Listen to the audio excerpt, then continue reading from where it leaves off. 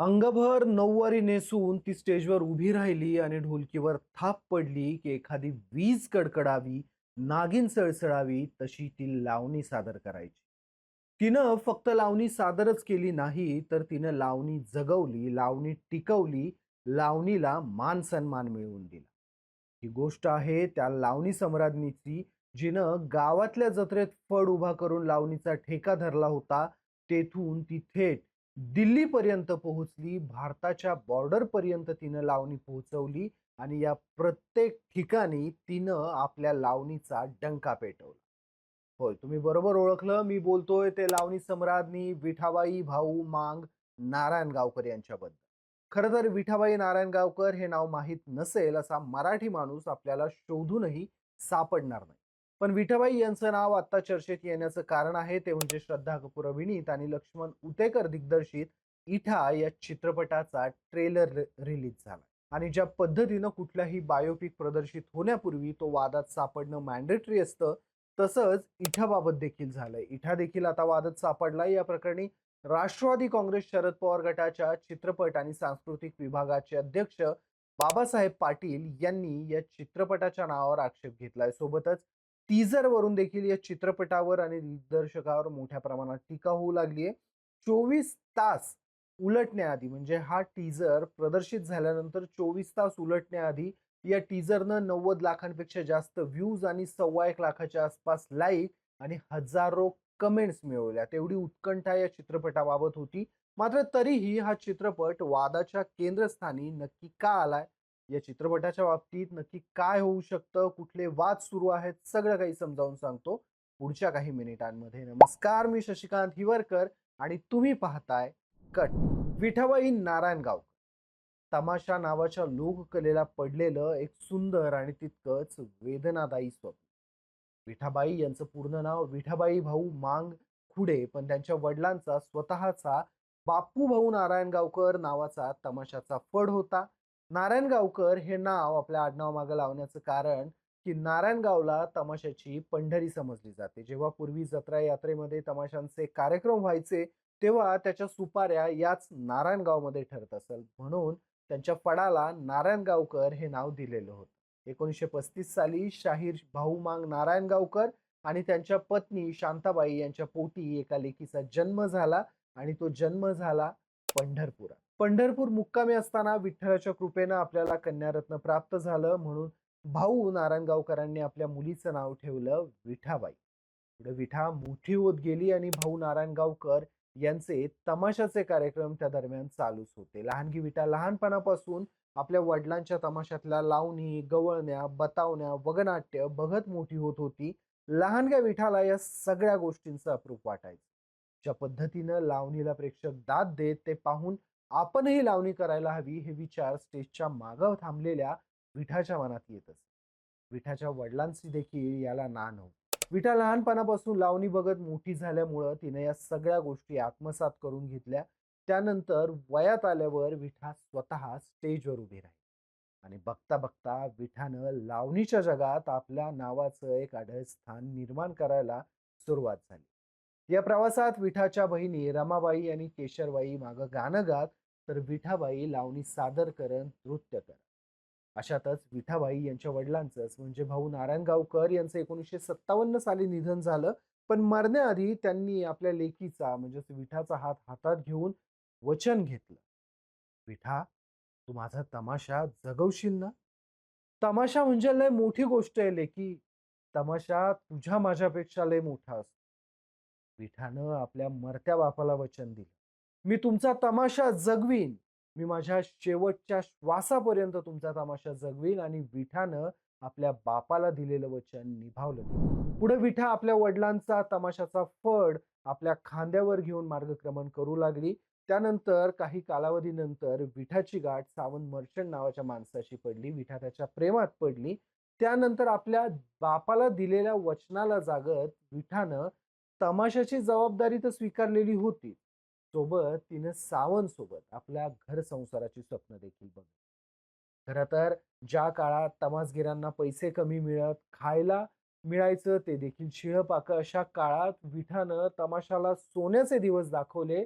त्यांनी तमाशा हा फक्त लोकांच्या करमणुकीपुरता मर्यादित ठेवला नाही, तर तमाशामधून त्यांनी लोकप्रबोधन केलं. वगनाट्यातून वेगवेगळे सामाजिक प्रश्न मांडले. तमाशाचे कार्यक्रम करताना कधी अचानक पाऊस येई, कधी वादळवारा सुटे, मात्र तरीही विठाबाई लोकांसाठी ढोलकीच्या तालावर नाचत राहील. विठाबाईला संकटांची पर्वा नव्हती. विठाबाई आणि मारुती सावंत या दोघांनीही मिळून तमाशाचा फड वेगळ्या उंचीवर नेण्यासाठी कष्ट करायला सुरुवात केली.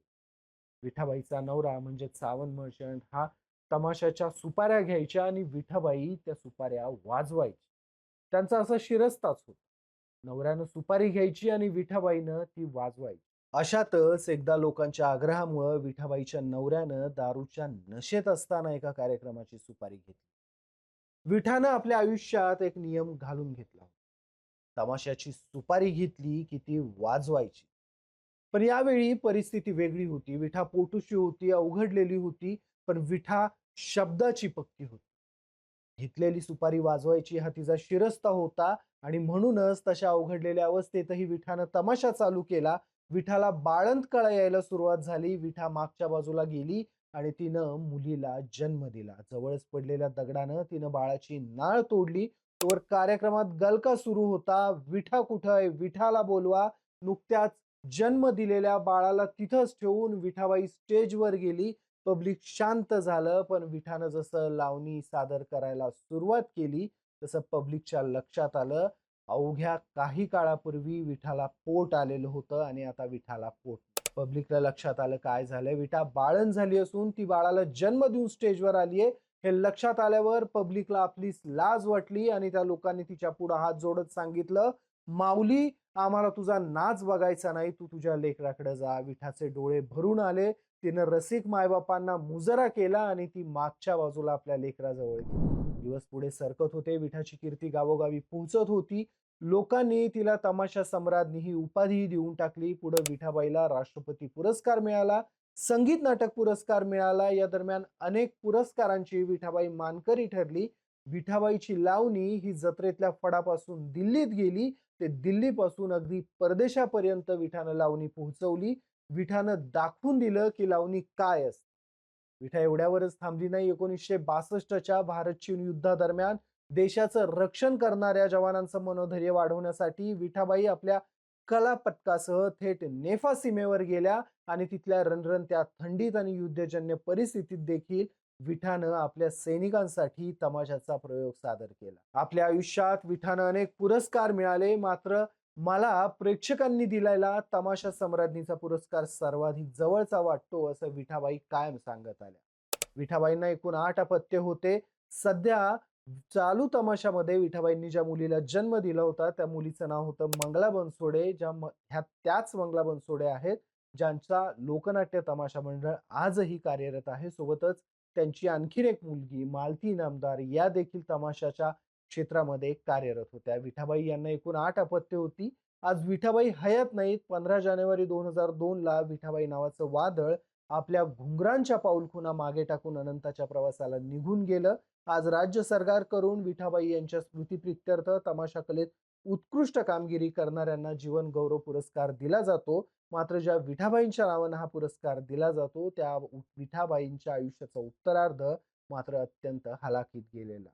ज्या विठाबाईनं लावणीला सोन्याचे दिवस दाखवले होते, त्या विठाबाईच्या आयुष्याचा शेवट आर्थिक उपेक्षेत गेला. वास्तवात विठाबाई तरुण असताना लोककलाकारांना पेन्शन मिळावी याकरता कायम झटत आलेल्या, मात्र विठाबाईंच्या वयाच्या शेवटच्या टप्प्यात त्यांना मदतीसाठी याचना करावी लागली आणि कदाचित यासारखं दुसरं दुर्दैव नाही जे लोककलावंतांच्या वाट्याला कायमच आलं. आणि म्हणूनच या सगळ्या गोष्टींमुळे श्रद्धा कपूर हिचा इठा नावाचा चित्रपट वादाच्या भोवऱ्यात अडकला. राष्ट्रवादीचे बाबासाहेब पाटील यांनी या चित्रपटाच्या नावाला आक्षेप घेतला. या चित्रपटाचं नाव इटा ठेवल्यामुळे विठाबाईंशी थेट संबंध लागत नाहीये. विठाबाईंचं कर्तृत्व फार मोठं होतं.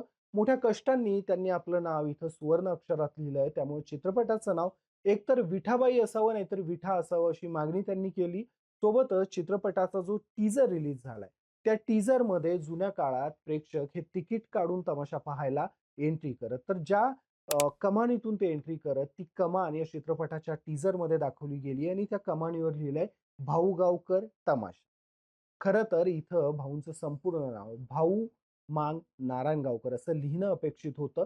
मात्र दिग्दर्शकानं तसं लिहिलेलं नाहीये. खरं तर यातल्या 2 गोष्टी अत्यंत महत्त्वाच्या आहेत. एक म्हणजे नारायणगावकर लिहिणं. नारायणगावकर अशासाठी लिहिलं जातं, की नारायणगावची आठवण म्हणून वापरलं जातं. नारायणगाव हे तमाशाची पंढरी म्हणून ओळखली जाते. प्रत्येक तमाशा कलावंत या नारायणगावशी असणारं नातं अत्यंत महत्त्वाचं मानतो. मात्र असं असतानाही दिग्दर्शकाकडून नारायणगावकर हा उल्लेख टाळण्यात आलाय. सोबतच भाऊंच्या नावात येणारी त्यांची जात या बॅनरवर लिहिलेली दिसत नाही. मुळातच आज मितीला लावणी ही जरी सधन घरातल्या मुली करत असल्या तरी एकेकाळी लावणी आणि पूर्ण तमाशा ही लोककला इथल्या कनिष्ठ जात व्यवस्थेतल्या लोकांनी अत्यंत हाल अपेष्टा सोसून कष्टप्रद प्रवास करून टिकवून ठेवली आहे. त्यामुळे त्यांचा उल्लेख या बोर्डवर होणं गरजेचं होतं.